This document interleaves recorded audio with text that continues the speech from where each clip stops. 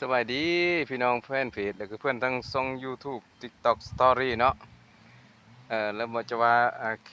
คลิปเรียวเนาะหาเลาะทงพี่น้อง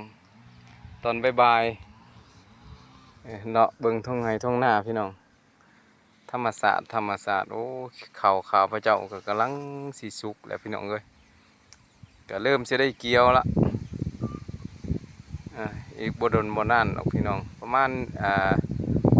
ครึ่งเดือนพี่น้อง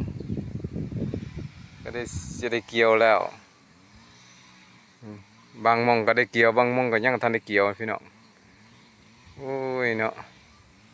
แต่ว่าข้าวขาพระเจ้าก็คือสิว่าพอเบิ่งพ่อแย่งอยู่พี่น้องอืมโอ้มากระดกอยู่เด้พี่น้องเนาะอืมพอกินพออยากอยู่อ่าโอ้ยอ่อนสอนฝากกดสไครต์กดไลค์กดแชร์ให้เด้อFC หลายๆท่านเนาะ